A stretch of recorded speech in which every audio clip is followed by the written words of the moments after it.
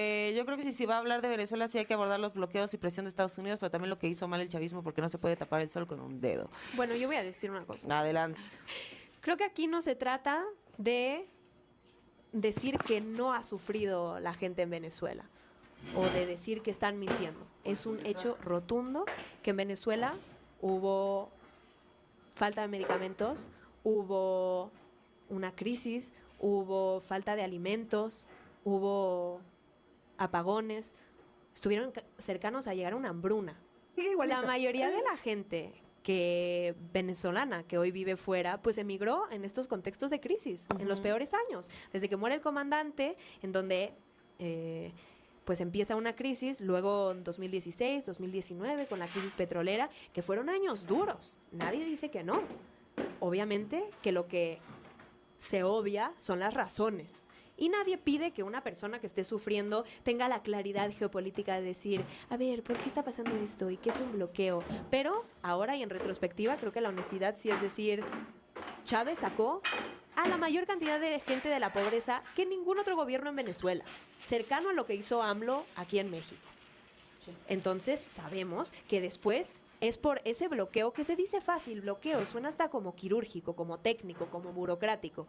No, un bloqueo implica que Estados Unidos evita la entrada, aposta, adrede, de medicamentos, de alimentos, de materiales de primera necesidad, para que no entre a Venezuela. Y eso es lo que hizo en esos momentos. Entonces, nadie les pide que no hablen de su sufrimiento, que no digan que en esos momentos la pasaron mal, porque nadie quiere pasarla mal. Pero es que, como seres humanos, siempre buscamos una razón para nuestro sufrimiento, un enemigo al cual señalar con el dedo. ¿Y qué pasa cuando hay una población sufriendo y Estados Unidos invierte tantísimo dinero en mensajes que todo el tiempo te esté diciendo la razón de tu sufrimiento es el gobierno y yo te voy a salvar? Pues ¿qué pasa? Que en un momento de vulnerabilidad te la crees. Y jóvenes que son, o sea, natamente rebeldes, pues quieren rebelarse contra lo que ellos creen es el causante de su sufrimiento, lo cual es absolutamente válido. Pero a ver, seamos honestos. Cuando esta crisis estaban todos los medios internacionales, que por cierto, yo no sé en qué dictadura tienen a un corresponsal de CNN, de Telemundo y de todos estos medios ahí dentro, todos corrían a los anaqueles vacíos del supermercado y reportaban como con un amarillismo feroz de decir, el régimen está dejando sin comida a su gente. Ok, se tenía que reportar. Y ahora, ¿cuántos periodistas están reportando los anaqueles llenos en los supermercados de Venezuela? Porque, ojo, no estamos en esa situación para nada, para nada. Y no lo digo yo, y no lo dice un medio chavista. El Fondo Monetario Internacional y la CEPAL dijeron que tanto en 2024 como en 2025 el país de Venezuela lideró el crecimiento económico de toda América Latina. Es decir, más que México con la 4T, más que Brasil, más que Chile, más que cualquier país capitalista. ¿Por qué? Precisamente porque es el gobierno el que quería solventar esta crisis, inició un plan de recuperación económica que sí sacó a gente de la pobreza, que sí burló el bloqueo. O sea, burló un bloqueo de Estados Unidos porque vamos a hacer un poco de historiografía. O sea, ¿qué se hizo para que el golpe de Estado contra Salvador Allende en el 73 fuera exitoso? Pues que antes hubo un muy largo periodo de desestabilización, en donde, ¿qué dijo Kissinger que era el cometido? Hacer a la economía chillar. ¿Qué implica eso? Que la gente no tenga que comer, que la gente no tenga medicamentos y que la gente quiera una solución. Y si alguien te dice, yo soy Estados Unidos, te tiende la mano, pues en un periodo de vulnerabilidad estás tentado a decir que sí. Pero es que lo pasaron de decir, es que las sanciones no existen, a decir, es que las sanciones son buenas. María Corina Machado en la Asamblea Nacional se paró y dijo, las sanciones están funcionando, más sanciones. ¿Y qué dijo la CIA?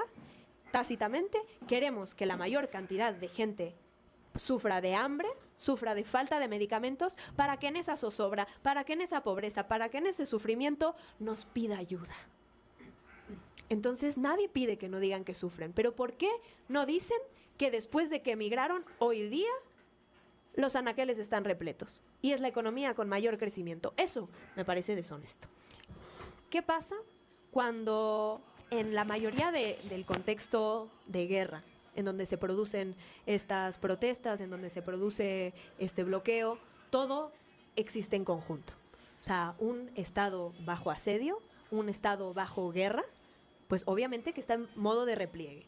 Hay una población, hay una juventud que está enojada, que sufre, que sale a las calles, pero ¿qué pasa cuando en una misma protesta y ellos apoyando a eso, quizás por desesperación, quizás por agenda, en esas mismas protestas hay guarimberos quemando chavistas vivos?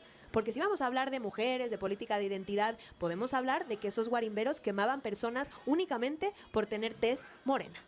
Porque obviamente que en Venezuela el chavismo se asocia con un pueblo, con una clase trabajadora que no son ellos. Porque ¿qué pasa cuando te dicen, es que llevamos 27 años pidiéndoles ayuda y no nos hicieron ni caso? Pues ahora no tuvimos más remedio que pedir una invasión y el bombardeo de 100 personas. 27 años. Lo único que están comprobando con ese argumento es que nunca les interesó la democracia. Les interesaba que no gobernara alguien que no fueran ellos. Que no podían creer que alguien que no fuera de esa élite petrolera, que no fuera de esa élite de Carlos Andrés Pérez, de Betancourt, del puntofijismo, gobernara ese país. O sea, Chávez gana todas las elecciones con aval del Centro Carter. Eso también prueba que nunca se trató de las últimas elecciones, porque están diciendo que 27 años. O sea, en estas protestas, las guarimbas, y María Corina Machado lo dijo en su momento, que siempre ha sido la oposición más fervorosa, más rancia, por decirlo de manera medianamente elegante, se apoyaban estas guarimbas, se apoyaban estos movimientos violentos, estos golpes de Estado. O sea, en Venezuela no solo hubo un golpe de Estado en 2002 contra Hugo Chávez, militar, que secuestraron a Chávez del Palacio de Miraflores, sino que después esta misma oposición, en contubernio con Álvaro Uribe, que gobernaba Colombia, el país vecino, introdujeron paramilitares colombianos, esos también entrenados por el Mossad. Los introdujeron a Venezuela para que hicieran un magnicidio y para que ejecutaran bombardeos. Separaron esas dos, pero es que o sea, pidieron ayuda ¿cómo? Pidieron ayuda haciendo un golpe de Estado militar en 2002 contra Chávez, pidieron ayuda quemando chavistas vivos, pidieron ayuda llamando cada una de las elecciones desde el 89 antidemocráticas, cuando estaban avaladas por todos los centros. Eso es pedir ayuda. Eso, más bien, a mí me parece mucho a como cuando iban a hacer las últimas elecciones, que estaban aterrados con que volvieran a ganar Morena, los opositores que hicieron fueron a pedir ayuda a la OEA, a la Casa Blanca, al presidente de Estados Unidos, para que los ayudara a que no ganara Morena. Eso no es una oposición, eso no es que te preocupe la democracia. ¿Y de lo del helicoide? Bueno, o sea, creo que lo que yo me quedo de lo del helicoide es que entonces meten a personas que... ¿Golpistas? Golpistas, y que entonces ellos son los que agarran y hay torturan una gran a esta masa de gente que protesta. Entre esa masa de gente hay unos guarimberos pagados, paramilitares, entrenados. Sí. Ellos empiezan a quemar vivos chavistas. ¿Y tú lo apoyas? Entonces eres parte de un todo. En un estado de guerra, eso se considera como traición a la patria, como crimen de guerra. Entras a la cárcel. Hoy muchos de ellos han sido excarcelados. Pero en un contexto de guerra, en donde si tú apoyas ese tipo de crímenes de guerra, es como si aquí salieran a la calle y empezaran a quemar vivos a gente de tez morena, a morenistas. Se presan a todos. Y ahora